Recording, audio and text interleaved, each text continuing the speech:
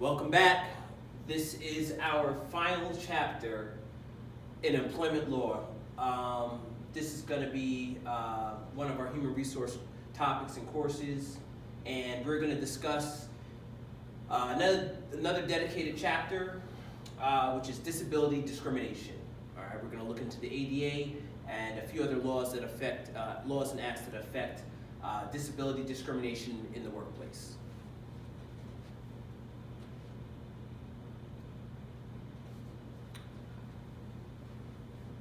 So for this chapter, we want to be familiar with the scope of the ADA. We want to learn the four major categories of disabilities. We want to know that anyone perceived as having a disability will be covered under the ADA, even if they don't have a disability. Reasonable accommodations must be made if an employee is disabled. If the accommodation requested amounts to an undue burden, the employer does not have to grant it. Applicants should not be asked if they are disabled, only if they are capable of. Okay, so you can't directly ask somebody if they're disabled. Disabled employees must be able to perform the essential functions of the job. Okay.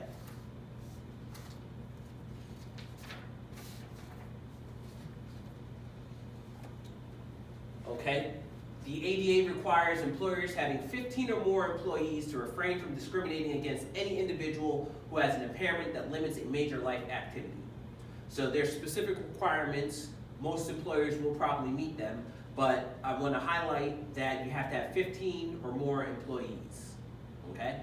The four largest categories of disabilities are physical, so examples being in a wheelchair, prosthetics, maybe needing braille.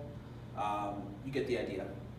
Next is disease. A good example would be cancer. Another big one that we saw in the late 80s, early 90s, I'm dating myself here, was HIV/AIDS, acquired immune deficiency. That was really big, came onto the scene, and it affected a lot of people in a lot of different ways. One of the places that it affected people were in their workplace of employment because there was a lot of bias against it and fear mongering.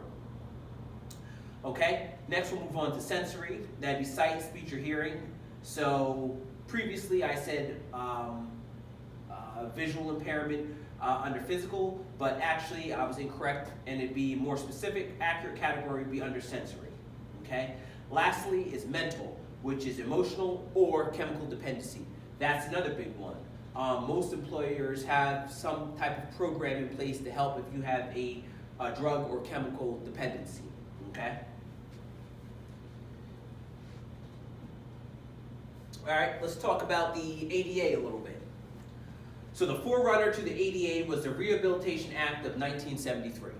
Okay, it only prohibited discrimination of federal employees and federal contractors. So recognize some of the signs: wheelchair, gentleman with a stick, auditory, and some sign language. We're not going to open up this obesity article. This is just going to give you the factual context of this chapter.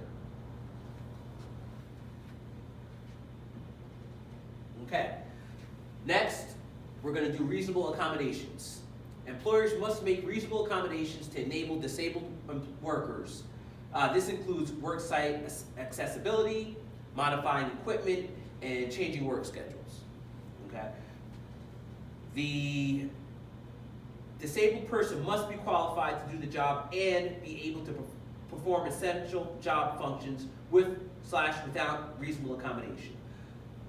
So we'll talk about this a little bit more. These are just, like I said, general subtopics. There's more specific ideas about the accommodation. Okay, and here we go. So the ADA wasn't designed to force employers to hire non-qualified disabled workers. If someone is more qualified than a disabled person, the employer isn't required to give the disabled preferential treatment.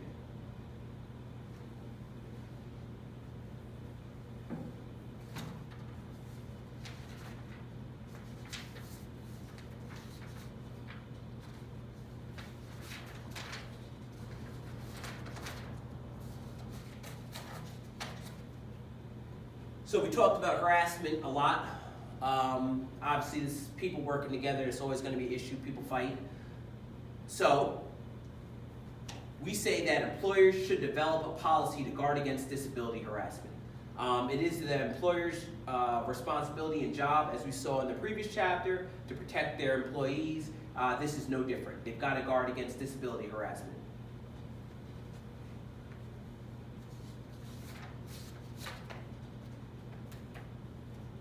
Okay, so this is about privacy. An employer's first priority is to protect the privacy of a disabled employee, thus shielding itself from invasion of privacy / defamation suit. So you're, as an employer, you are responsible to keep people's information, your employees' information, confidential. They have various forms, or I should say various legislation, whether it be HIPAA or, protecting people's privacy is imperative in the workplace.